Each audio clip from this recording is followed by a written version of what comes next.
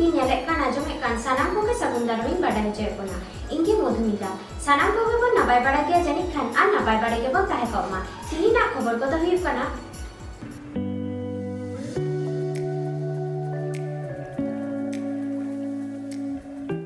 छब्बीस तृणमूल कांग्रेस प्रतिष्ठा दिवस लसाड़ते डहार सांगार बेलदा पश्चिम मेदिनीपुर रे रस्क और जमनु तलाते नवा सेरमा आतांग दाराम बारगेल तुरैयाना सर्वभारतीय तृणमूल कांग्रेस प्रतिष्ठा दिवस मानाव बातावेना 2022 साल इंग्रेजी माहित 1 जानुआरी हिलो पश्चिम मेदिनीपुर बेलदारे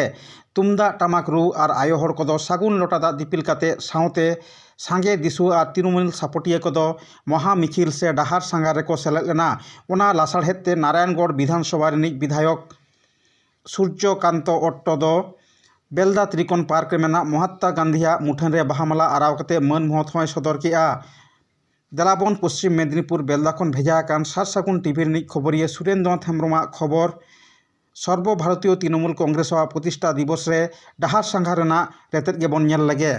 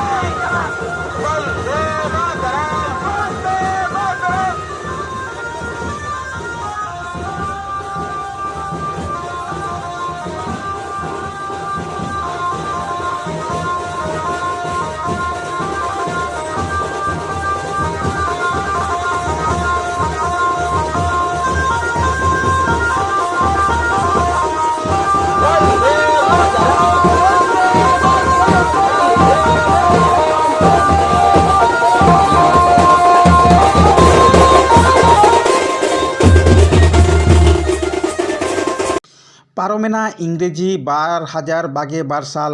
उनकागे आरहों बोलोयना 2022 साल आडिगान हड़गे नावा सेरमा आतांग दाराम लासाड़हेते जमन्यू रस्के रमज तलाते को मानाव बतावा इंग्रेजी माहित 1 जानुआरी दो आरहों आडिगान हड़ दो दिसम दिसम सांघार से दालान को उडुकोआ उनकागे गादेल गादेल हड़ पूर्व मेदिनीपुर रेना दीघा मेंदो दरिया दिसम सांघार को सेटर लेना सार सागुन टीवी ना कैमरा आबो हों दीघा सांघारे इदियत बोना सानाम कोगे देलाबन ओंडे पूर्व मेदिनीपुर खन सुरेंद्र हेम्ब्रमा खबर रेना रेतेद गेबन नेल लगे तेहेन दो 1 जानुआरी कना नोडे नोडा दो पूर्व मेदिनीपुर दीघा रे सेटर हुई कना नोडे मिद गमके बन नाम करे बन कुलिया गमके नोडे में हेज का चिकाम बुझदा अडी नापाय गमके आम नोका खम हेज कान तबना पश्चिम मेदिनीपुर जिला ना सालबनी खना अच्छा आम दो चेम चिकै तबना इन दो प्राइमरी रे गड़माचित कना अच्छा नोडे हेज कते चेक कम बुझदा अडी भागी अच्छा नोडे हेज चेक कम नेल के तबना दाग को कचला कना हको को साबे को नई रे नई माने समुद्र दरिया रे हां आर दमा हड़ को हे कना लाख लाख हड़ को हे कना हड़